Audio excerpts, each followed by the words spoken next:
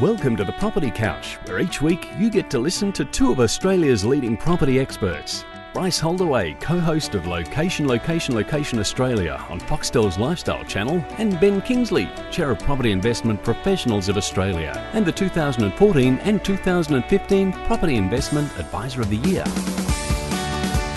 All right, folks, you're on the Property Couch, where normally each week, Ben and I bring you the insider's guide to property investing. But over the last week, we had a bit of a challenge. Hey, Bryce. Hello, mate.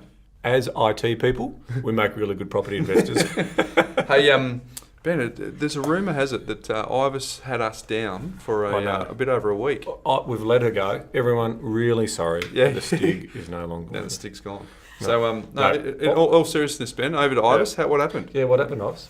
Oh, see that? Yeah, she just gave us. So, folks, we have been inundated with people wanting to listen to the podcast, which caused our little server to our 2 bob server fatigue. So we've put twice. Well, actually 3 times there for a while. So a shout out to our mate Greg Merrilees, from Studio One. He's helped us get onto a WP engine. We lost a little mouse that goes around that sort of turns the wheel that runs the power for the server. I was went on lunch break.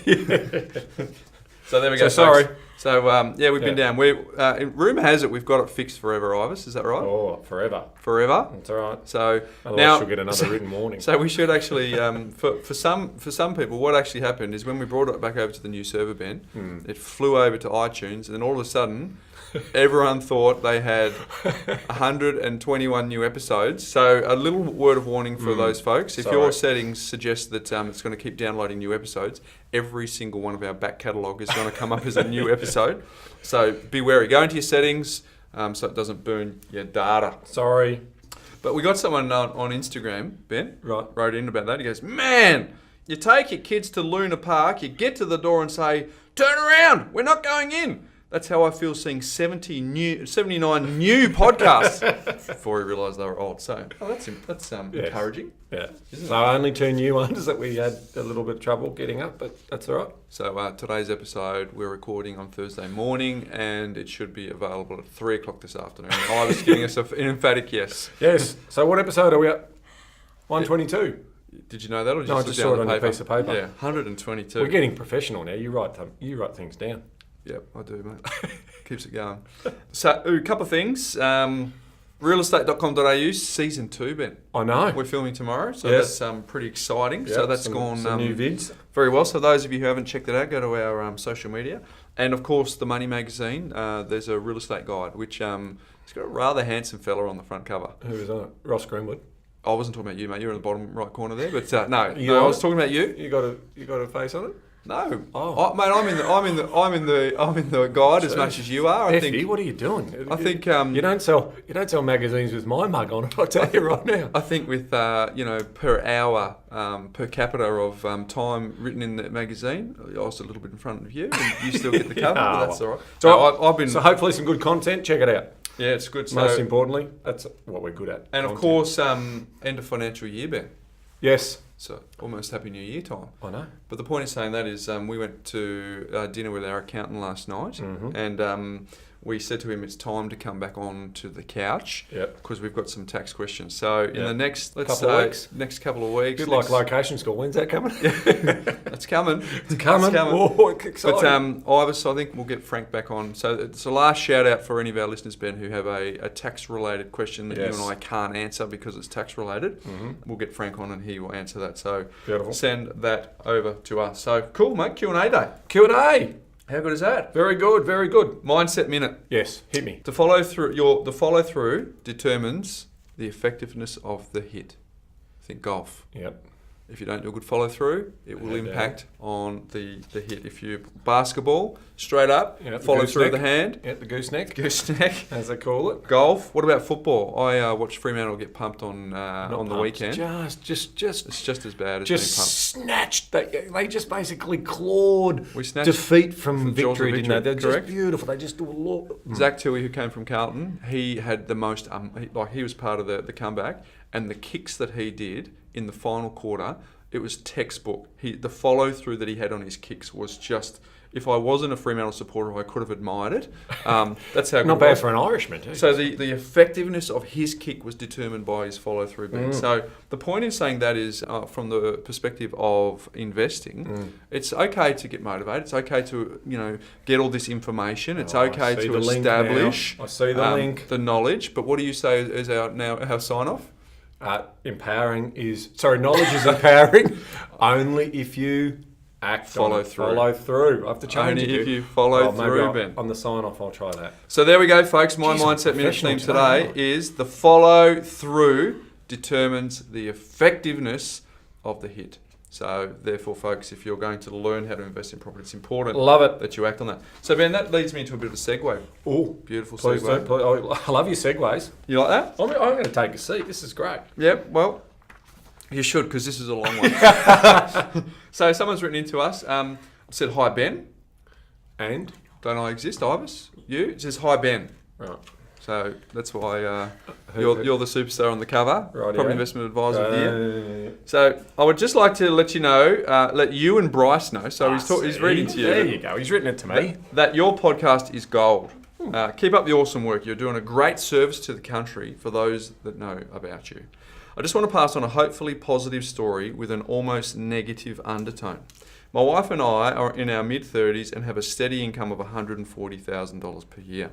We have our own PPR and have lived here for 8 years. We have 2 girls aged 12 and 7, both in public schools. My wife is an accountant by trade, but due to kids doesn't work in this environment anymore. However, has the best money smarts I've ever seen. Good on you. Ever seen. I remember this one now. She's been almost replicating your money smarts for the last 12 years without even knowing about your setup. We have a full budget for everything, and that's in capital letters. And she tracks every purchase through our personal account software. We recheck every 3 to 6 months and track if we are ahead or behind. In brackets, we are always ahead. A few months ago, I spoke with a colleague at work who has 3 properties at the moment. I asked, "How did you do it? And how did you get started?" Here's where the scary stuff starts. He advised me of a guy by the name of Beep Beep who runs a company called Beep Beep. I was told he does it all. Finds you a house, helps you set up the finance and the legals. We had this person sit with us and advise us of our position. So he showed us the graphs, showed us where we will go now with no properties and where we will be with properties. He showed us how it all works. Sounded great. So, in brackets, not hearing your podcast yet, we had the perfect property. A terrace house in X suburb, in brackets, off the plan.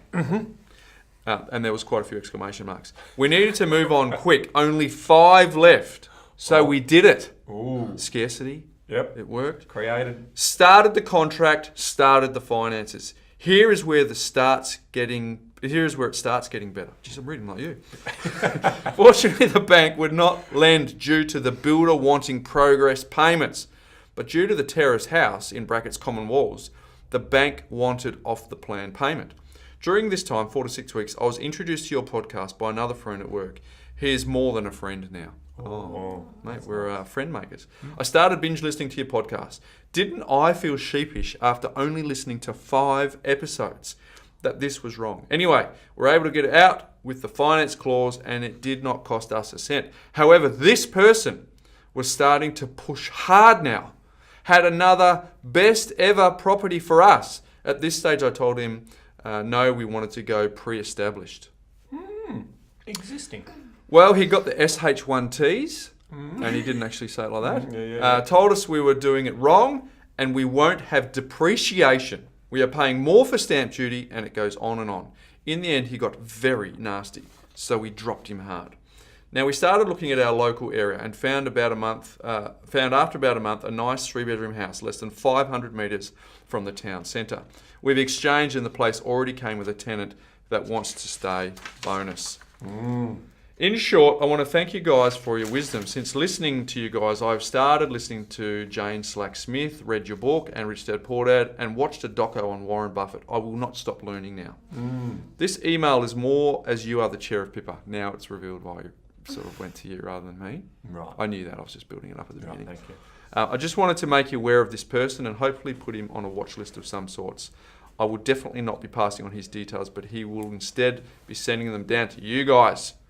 Regards, Joe and Sian. Well, there you go. That's a lovely story.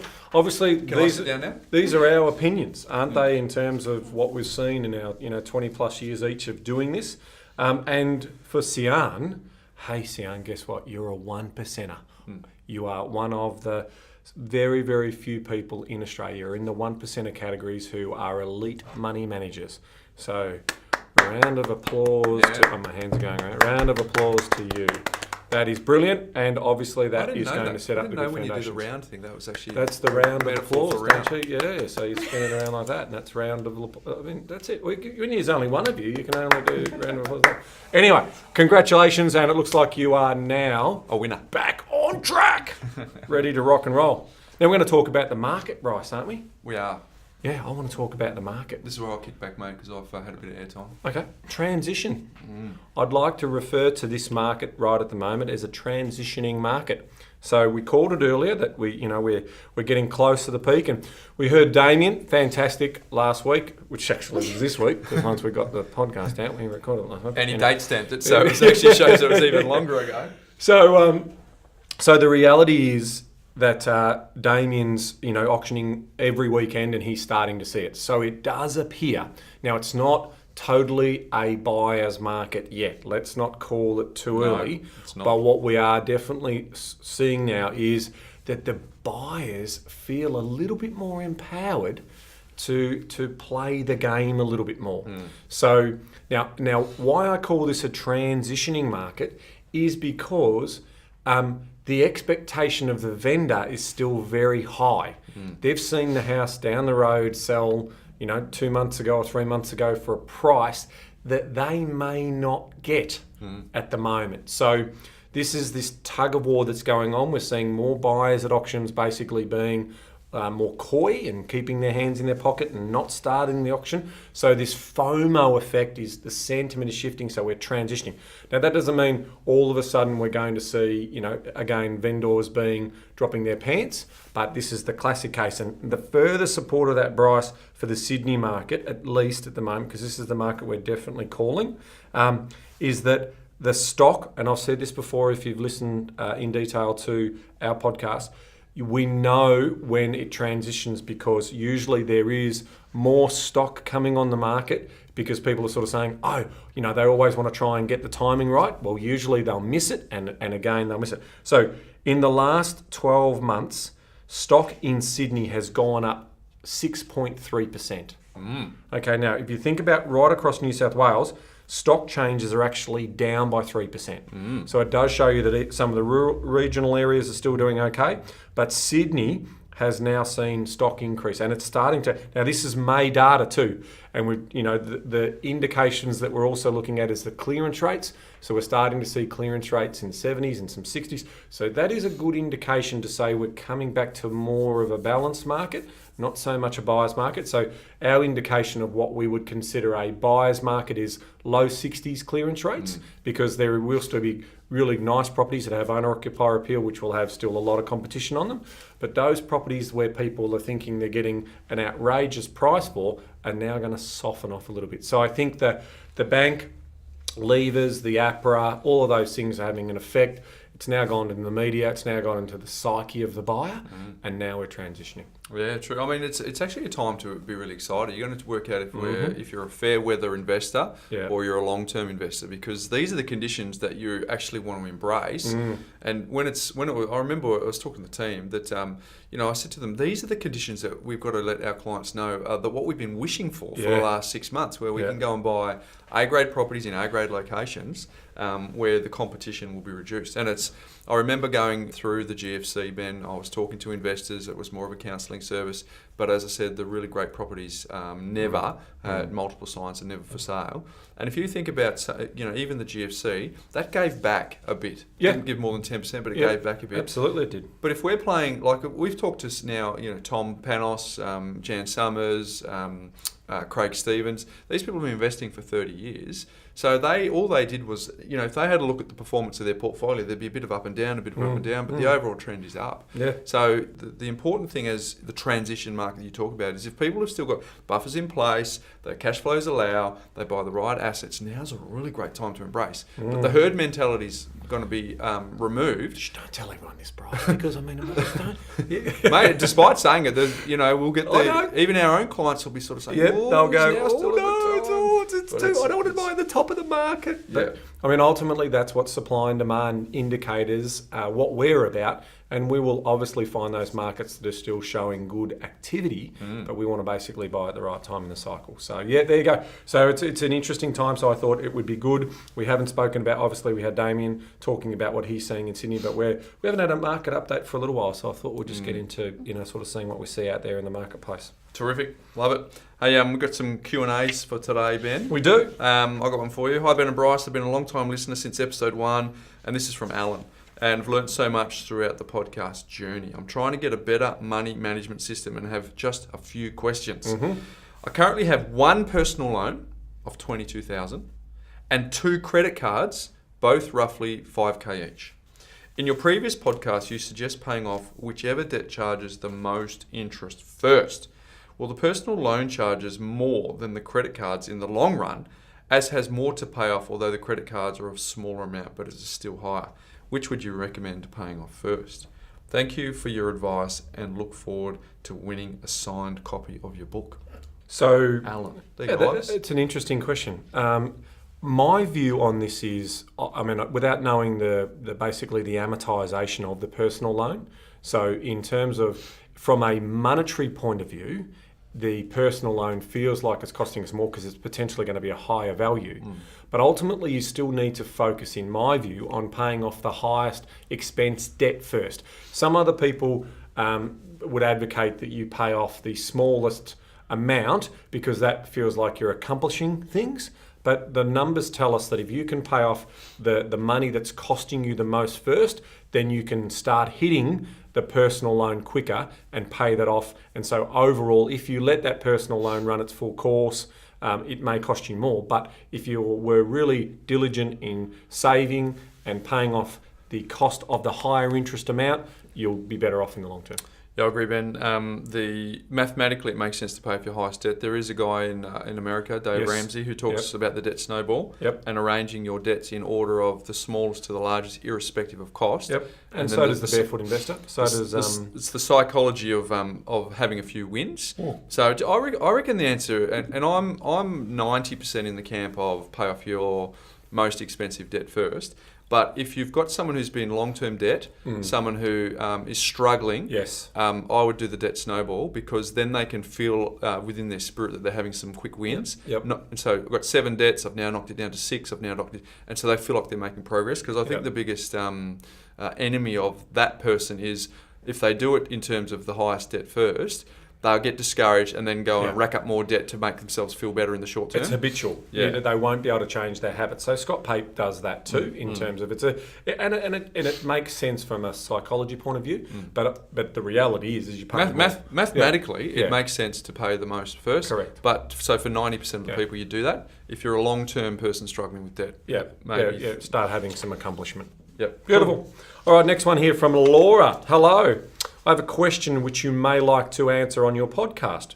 When monitoring an existing IP, investment properties, capital growth, and trying to do this in an objective, non-biased and reliable method, can you please compare and contrast just relying on a real estate agent's sales appraisal versus a proper bank valuation? Thanks in advance for your time and expertise. Love the podcast and have recommended it to numerous people. Cheers. Thank you. Thanks, Laura. Awesome. There's a few moving parts in that.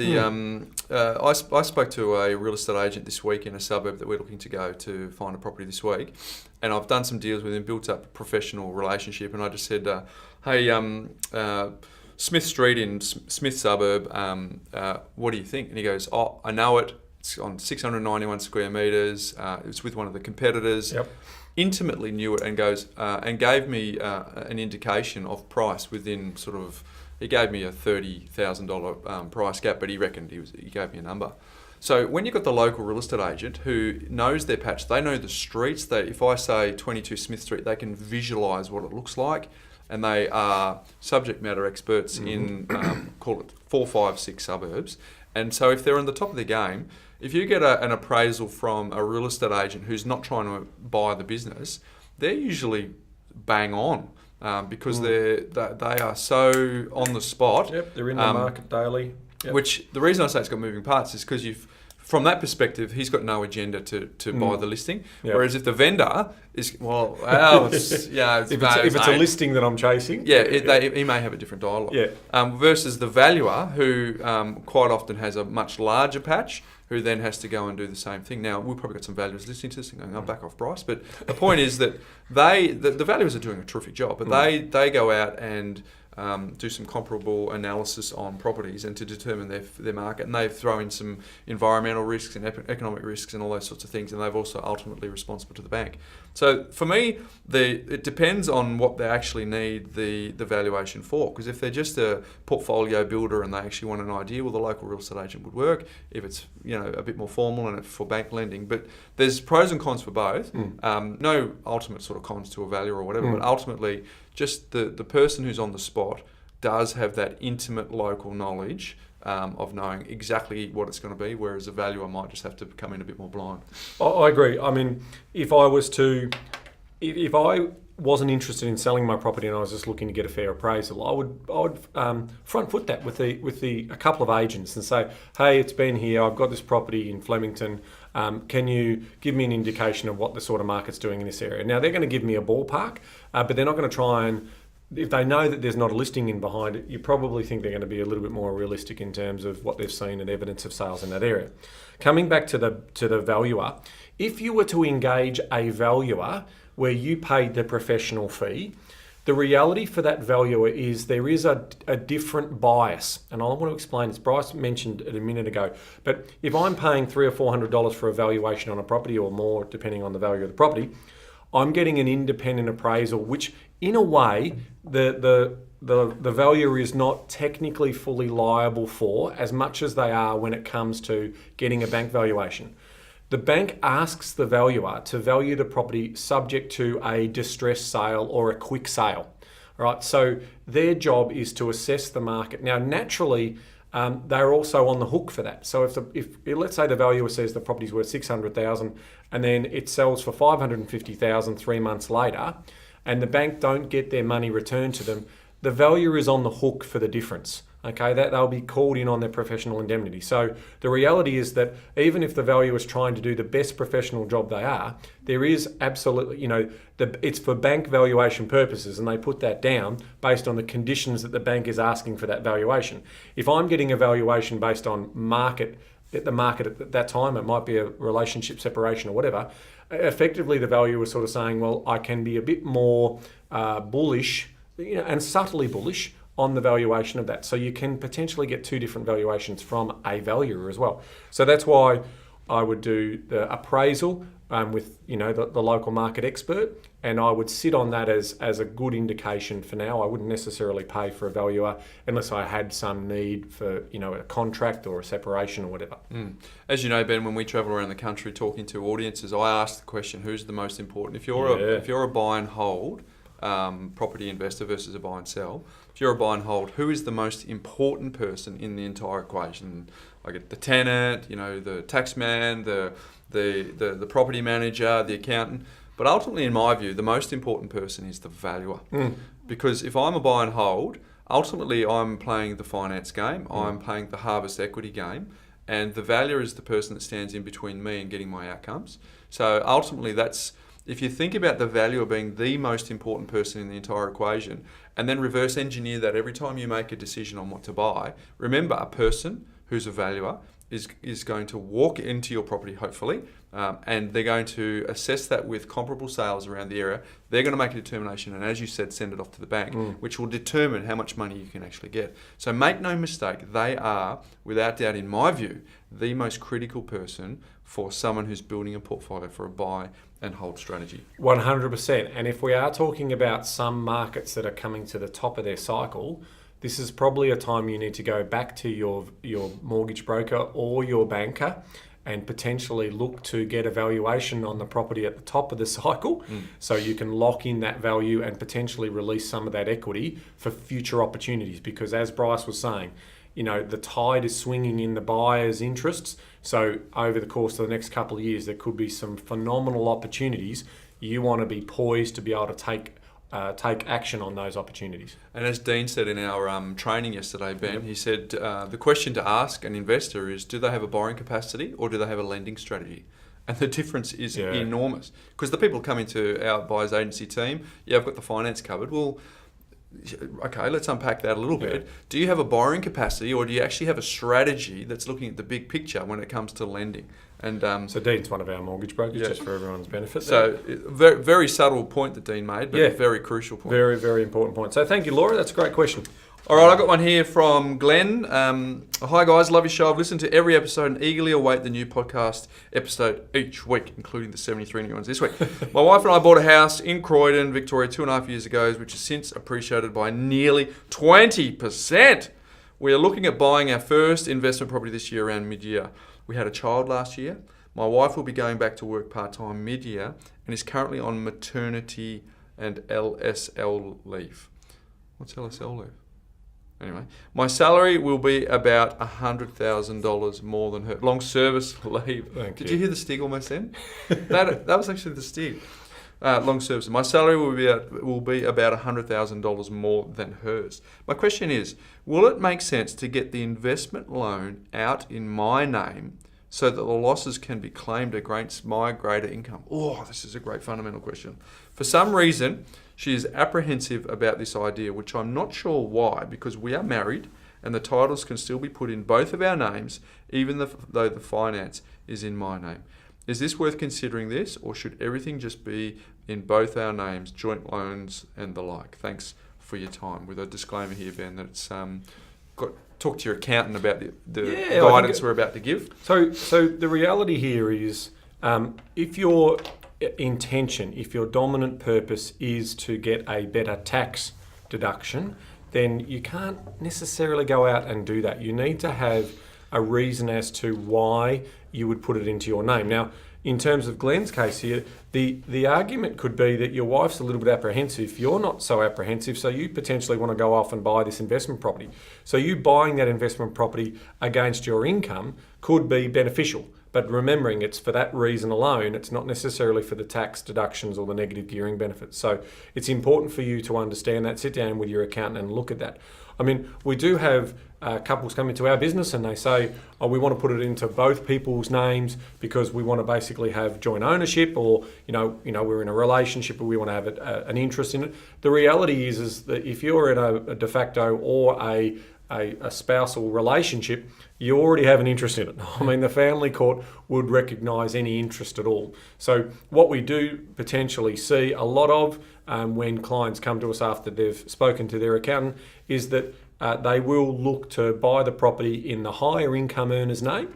And when they buy it in the higher income earner's name, that is beneficial for them at that time, and they've discussed why they're doing that with their accountant, and that's part and parcel. It's just really important to understand that when you're looking at these things, you need to understand the pros and cons, because the flip side of this is when the properties become positively geared, because most properties will become positively geared, is that you're going to, and if you've got really high income, well, that's going to add to the tax you're paying. So it's all about timing that and sitting down and doing some of those models. I think an important footnote there too, Ben, is it's not about where the loan, it's what's the name that are on the title. So if he talks about having 50-50 here and more loan in his name, it's irrespective. The tax department will go for what's on the contract. Correct. So if the title's 50-50, doesn't both matter people about the have loan. to be on the loan. Yeah. So we've got tenants in common and joint tenants. So it's really you need to understand that. So the percentages that you're owning can be documented on the contract, and that would be relative to the interest that you would be able to claim. And in some cases, you can both be on the loan, but if the property is owned by one person at 100%, they will get 100% of the cost deductions associated with that property. So it's what's on the title versus what's on the loan. So Very good question, Glenn. Thank you for that. That's great. That's good. All right, we want to get to, you've actually got an expanded, did you know? So I think we should get to well, that. It's a census time. We can't let this week go. We've got to make senses of it. So all right. I definitely wanted to start with, I've got my little bit of paper here. I'm highly organised, Bryce. Highly organised. So I'm just going to sort of stumble my way through this. But what have we got first? I was actually going to say you're highly organised because we've got the life hack. But my life hack today, Ben, is... and I'm actually getting some really good feedback about these life hacks. Oh, good. Despite your overtones. Gee, do I have overtones? Yeah. But, Ives and I have a bit of a giggle every now and then, but that's all right. I still haven't recovered from my post-it note one. I was struggling that day, I've got to say. It was a good one. I've used it a couple of times. Do you know how we went to Aric and we saw Chris Voss, the FBI hostage negotiator? Mm-hmm. I've been really addicted to his stuff, right? Oh, okay. So I've been on YouTube watching his videos and all that sort of stuff. Is it the wee talks? Well, he's got a pretty effective way, hasn't he? I'll call you every hour on the hour. I'll let you know that your son's going to be safe. Mate, you could get a job as John Wayne, sort of in. That's what he was like. His voice was. He was, but he's he said that when you're negotiating, he said don't try and get the person to say yes, because if people feel a bit unsafe if you trying to wield them into saying yes. So I'm thinking this if we're negotiating with partners, we're negotiating with bosses, except for the Empower Wealth group who are listening to this, don't listen to these two. But, in terms of what we're trying to do is get them to say, that's right. And it's power. So the analogy that he used, and I really loved it, Ben, was when he talked about where he was called in to a hostage situation for a couple that had had their child kidnapped in Haiti. Do you remember that? Yep. And he's talking to the frantic parents on the phone, and he's saying to them, "Look, I've got this covered because what I know is the Haitian kidnappers like to party on a Saturday night. So I actually know that today's Thursday. I should have this wrapped up for you by the latest on Saturday morning, but maybe on Friday, because he knows that and the parents don't. Because the Haitian don't want to go through these guys don't want to be through the kidnapping negotiations on the Saturday night when they're going to a party. So some of these kidnappers were... It's crazy, isn't it? But that's the way the world operates. So the idea was to get them to say, right. So he talked about this guy, and I think it was the Philippines, who was just an awful man. Like, think Saddam Hussein, but even worse, doing all these terrible things to people. And so ultimately what they trained that negotiator to do was to get this person to ultimately said, you're frustrated with the American government. You've been become a minority. You're ostracised. It's, your people aren't being looked after. Effectively just went on this, empathetic scenario where this hostage person, the person who was taking hostage, ended up just going, that's right. That's right. You understand me. No, he didn't even say that. Just goes, that's right. And then within, I think it was a couple of hours, all of the hostages were released, and it was a successful one. Apparently, he rings the office about a week later, and he wanted to speak to the lead negotiator, and he said, "Have you been promoted yet?" And the guy goes, "What do you mean?" He goes, "I don't know what you said to me, I don't know what you did, and I let everyone go, but whatever it did, it worked, so they should promote you." And he hung up. And ultimately, what he did is he got the person to say, "That's right." Feel understood. He said he was going to kill him. He says, I was going to kill him. I was going to kill everyone, and I didn't do that. So there you go, folks. There's a technique for you. If you're negotiating with your spouse, you're negotiating with your boyfriend, your girlfriend, your boss, you don't want to get them to say yes. You don't want to get them to say no. You want them to get them to say, that's right. You need to get on the same page. You're trying to get a win-win outcome where you can, and I think that's imperative. So that's some gold. So there. YouTube that, folks. YouTube Chris Voss. I've been pouring over. It's terrific stuff because obviously we negotiate every day, so it's sharpen up. Best negotiations. Yep. Bryce, did you know? Its census was released. So the broader census was released. We got a good snapshot across Australia of our Australia of our population and basically our household compositions, etc., our age composition, the whole lot. So here we go. First of all, did you know our population? As at now, remember this is data back to August of last year, so it's still 2016 data, but it's the best snapshot. We get it every 5 years. For those of you who don't know, we do one in 2011, and obviously this is the latest one. So first of all, what's our population, Bryce? Do you want me to say? I know the answer. Yeah, go. 24.4 million. 23.4 million. That's what I was doing. Just an extra million. There we go.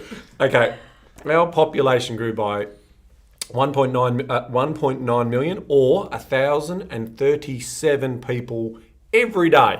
Fair income. since the last census. Wow. So we're growing. We've We're growing. We've got some busy adults, haven't we? 9 Now- months ago. I want to, that they all didn't come in the one day, mate. That would be a difficult thing for our... I said 9 months ago. Yeah, true. All right, so I want to focus. There's plenty of good stuff in there, and we'll put a little video up that sort of summarises a few things. On social media? Yeah, on social media. I've got a few things that I wanted to share with you. So I really wanted to look at the dwelling structure because that's of interest to me. So this was this is what we've been banging on about in terms of practicality tests and a bias decision quadrants and so forth. So separate houses in 2011 represented 75.6% of the market. Ooh. Right? Now in 2016, the new census, it represents 72.9. So it's actually decreased as a percentage. Mm-hmm. So obviously less and less people living in separate houses. Right. Now, in addition to that, this is where the transition's happening. Semi-detached row terraces, townhouses, has increased from 9.9% of the market stock to 12.7% of the market stock. Boom. So it's gone from 765,900 odd to 1,055,000. So that's been a big increase. So we put that into context, and this is us, sort of reading into the data. Obviously, separate houses are becoming more expensive. So the next best composition could be a townhouse where I still get the number of bedrooms that I need, et cetera, et cetera, et cetera. And so that's what we're seeing a transition to. So are they then sacrificing on location? Not so much, so our budget, our location is still very important to us. And if we can accommodate a smaller type dwelling in the right area, that's what we're moving towards. We'll go to the buyer's decision quadrant. We go price, Correct. Location, size of land. So they're going from a big quarter-acre block surrounded by, detached house surrounded by, a garden with a hills hoist and a barbecue. Now it's... Correct. So they're compromising down to that smaller size of land, but they don't want to compromise on its location. Now, I mean, obviously this is our interpretation, because if we then have a look at... Well, it's practicality. You'd think so. Flats and apartments was 13.6% in 2011. It's now gone to 13.1%. So the reality is if you're thinking about that, it's like we still, other than Sydney, we absolutely know, because we've talked about this before, in Sydney, we started building more apartments in Sydney in 1991, and we only started building more apartments in areas of Melbourne and Brisbane from around 2012 to 2013. So we've got 20 years to adapt to this lifestyle belief of living in apartments. So that's going to come. But first of all, we're resisting that by still going to townhouses and that type of thing before we will reside in these types of apartments until they become so expensive. Then the apartments will start to justify living in a 2-bedroom apartment. So that was really interesting for me. Other dwellings pretty much flat at 64,000. I don't even know what those other dwellings are. All right. Tense. Number of bedrooms. So let's dig a little bit deeper into the number of bedrooms. So what we've seen here is definitely some changes in regards to bedroom composition. And the biggest one has been in 3 bedrooms to 4 bedrooms. So we're seeing here that in 2011, we had 43.6% of our stock, which was 3.379 million, okay, was the composition of 3 bedrooms. And now that's gone, so 3 bedrooms has only increased slightly to 3.4 million, but it's dropped from 43.6 down to 41.1 in terms of the composition of stock. Now, interestingly enough, 4-bedroom houses have gone up reasonably significant. So it was 30% of the stock. It's now 32% of the stock in the marketplace, whereas 1 bedrooms has gone from 4.7 to 5%. 2 bedrooms has dropped from 19.1 to 18.9, so quite a subtle difference there. So the biggest transition we are definitely seeing is, and if you think about it, when we're buying those houses, we're basically buying those houses based on, if we want a family, and our composition of a household, remember, is now 2 kids, so it's almost 2 children per couple. So from that point of view, when we do buy, we want the spare bedroom. We want to have that extra bedroom. So that's continuing, other than obviously, as we transition to these semis and so forth. So we talk about practicality reasons. That's why 4-bedroom apartments closer to the city are doing so well, because most people want them. And if you've got that double household income, because if you don't have that double household income, you are completely shot in terms of being able to buy into those locations. So that's the dwelling composition. The other thing I wanted to just quickly mention was in regards to weekly incomes. So we've seen here, there's a couple of good news stories in here as well. So with our household weekly income, less than 650 gross weekly income. So back in 2011, 23.7% of our gross weekly income was less than $650. That's gone down to 20%. So in other words, more people are earning more, and that's also then reflected in the fact that so 3,000 gross weekly income is now 16.4% of the population, when it, back in 2011 was 11.2. Now, why is that important? I keep banging on about, is there systemic risk in the property market? Well, I think this is where we're going to solve that problem. So when we start to think and combine that with medium mortgage repayments across Australia. Now, obviously, it's still harder in Sydney, but this is where it becomes really, really interesting. So the median mortgage repayment on a monthly basis in 2011 was $1,800, but the median mortgage repayment in 2016 is $1,755. So it's actually come down. So it's really good to see that we're basically got households where mortgage repayments are less than 30% of the household income is 92.8. So that basically means that 92.8% of households have mortgage repayments of less than 30% of their household income. That is a really solid sign to say that we can. Now that's up from 90.1% in 2011. Mate, the Americans won't want to. The Americans who fly in and say that our market's going to burst. They won't want to read that stat. That's right. So this is, I suppose, underpins the confidence I have in regards to the broader market. Now, obviously, if interest rates were to go up significantly and we had a recession or something like that, that's going to be greatly impacted. And also, don't forget, this was 2016 data. We've had probably another 15% growth in some markets on top of this. So it's definitely getting to the top of the cycle in some of those markets. But it just gives me some real confidence to know that our weekly household income, I think, has grown across Australia by $100 a week from what it was in 2011. So we have had wage growth. We've been arguing that it's been a bit sluggish the last couple of years, but we have had that wage growth. And broadly across Australia, there are still some obviously very affordable areas to live, so long as you can get a job. There you go. So Ives, you've been here with us for 5 years, so lunch is on you. You got an extra $100 in your pocket. Seriously. Hey? You can't talk, so you won't be able to respond. So there's lots more data in there. We'll get down into the nitty gritty. And obviously, from a macro level, we don't believe in the broader macro data. To buy properties, you need to get asset selection right. And as we heard from that great email, that long one that you read out from those couple earlier, from our friend Joel and... I might hang you in it, not help you out here. Well, sorry, I can't remember everyone's name. Do you remember when you hung me in it about 6 or 7 ago? Joe and Sian. There we go. Thank you, Joe and Sian. Sorry about that. So the reality is that's basically what... I didn't even know. I can't remember what I was talking about. Mate. Because asset selection is really important. Right. As per the long email that took you 4 minutes to find out who it was from. Yeah.